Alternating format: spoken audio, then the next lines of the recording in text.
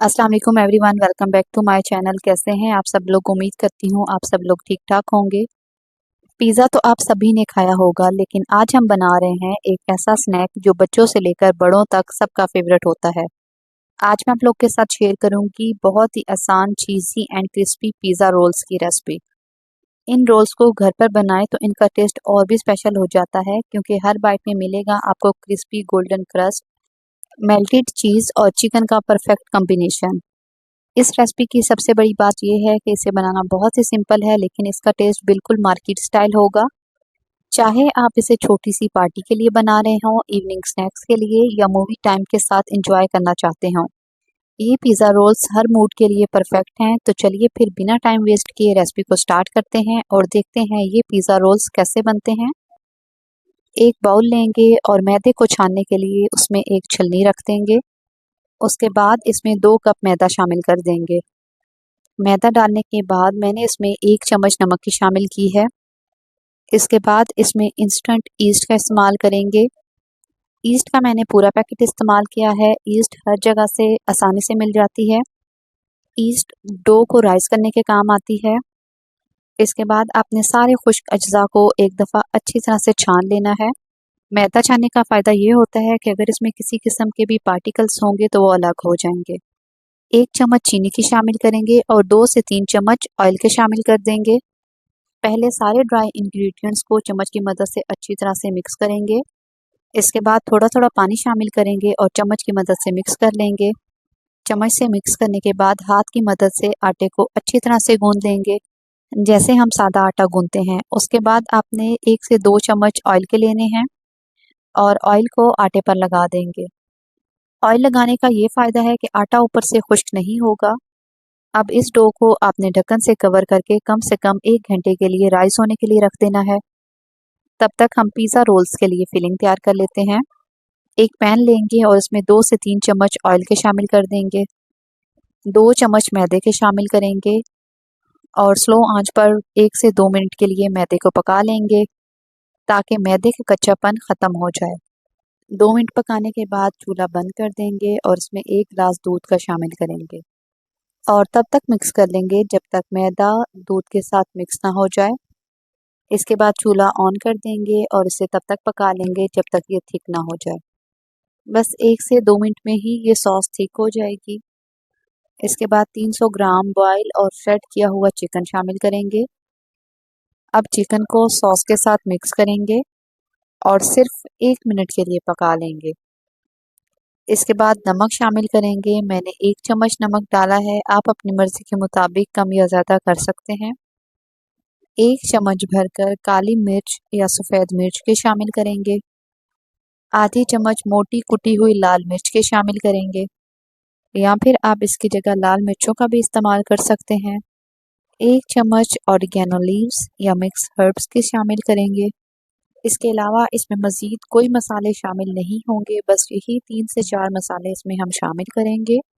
मसाले शामिल करने के बाद अच्छी तरह से इन्हें मिक्स करेंगे और मज़ीद 1 मिनट के लिए पका लेंगे। इसके बाद हमारी चिकन की फिलिंग तैयार हो जाएगी। चूल्हा बंद कर देंगे। अब इस फिलिंग को साइड पर रख देंगे और रूम टेम्परेचर पर ठंडा कर लेंगे। तब तक हम बाकी का काम कर लेते हैं। डो को रखे हुए कम से कम 1 घंटा हो चुका था। 1 घंटे में आप देख सकते हैं कि डो हमारी अच्छी तरह से राइज हो चुकी है और डो फूलकर साइज में डबल हो चुकी है। अब इस डो को हम फिर से एक दफ़ा गूंद लेंगे ताकि डो स्मूथ हो जाए और बेकिंग के टाइम क्रस्ट बिल्कुल सॉफ्ट और फ्लफ़ी बने। बस 1 से 2 मिनट गूंदने के बाद हमारी डो तैयार हो जाएगी। डो तैयार करने के बाद काउंटर को अच्छी तरह से साफ़ कर लेंगे और काउंटर पर थोड़ा सा खुश्क आटा डस्ट कर देंगे। डो जो हमने तैयार करके रखी थी उसे नाइफ़ की मदद से 2 बराबर हिस्सों में डिवाइड कर लेंगे। अब उस डो में से एक हिस्सा लेंगे, पहले उसे हाथों की मदद से फ्लैट कर लेंगे और फिर बेलन की मदद से एक बारीक रोटी तैयार कर लेंगे। इस पिज़्ज़ा बेस को हम बहुत ज़्यादा मोटा नहीं बेलेंगे, जितनी एक नॉर्मल साइज़ की रोटी होती है उतने साइज़ में ही हम इस रोटी को बेल लेंगे। सबसे पहले पिज़्ज़ा सॉस शामिल करेंगे। अगर आपके पास पिज़्ज़ा सॉस ना हो तो आप चिली गार्लिक सॉस का इस्तेमाल भी कर सकते हैं। मेरे पास पिज़्ज़ा सॉस नहीं थी तो मैंने चिली गार्लिक सॉस का इस्तेमाल किया है। इसके बाद जो चिकन की फिलिंग हम लोगों ने तैयार करके रखी थी, वो चिकन की फिलिंग ऐड करेंगे। चिकन की फिलिंग को पूरी पिज़्ज़ा बेस पर अच्छी तरह से फैला लेंगे। इसके बाद चीज़ शामिल कर देंगे। मैंने होममेड चीज़ का इस्तेमाल किया है। अगर आपको होममेड मोज़रेला चीज़ की रेसिपी चाहिए तो मेरे चैनल पर मौजूद है, आप जाकर देख सकते हैं। इसके बाद पिज़्ज़ा कटर से कटिंग कर लेंगे। पिज़्ज़ा बेस को एक साइड से रोल करते हुए दूसरी साइड पर ले जाएंगे और इनके मीडियम साइज़ के रोल तैयार कर लेंगे। एक पिज़्ज़ा रोल का साइज़ मुझे कुछ बड़ा लग रहा था, इसलिए मैंने दरमियान में से कटिंग करके उसके 2 रोल बना लिए। हमें मीडियम साइज़ के ही पिज़्ज़ा रोल्स बनाने हैं। अगर बड़े साइज़ के रोल होंगे तो वो पिज़्ज़ा पैन में एडजस्ट नहीं होंगे। रोल तैयार करने के बाद आपने एक पिज़्ज़ा पैन ले लेना है। पैन में बटर पेपर लगाएंगे, थोड़ा सा ऑयल लगाएंगे और पैन को ऑयल से ग्रीस कर लेंगे। पैन की सारी साइड्स को ऑयल से अच्छी तरह से ग्रीस करेंगे और इसके बाद जो हमने पिज़्ज़ा रोल्स बना के रखे थे वो सारे पैन में एडजस्ट कर देंगे। रोल्स पैन में एडजस्ट करने के बाद इन पर चीज़ की लेयर लगा देंगे।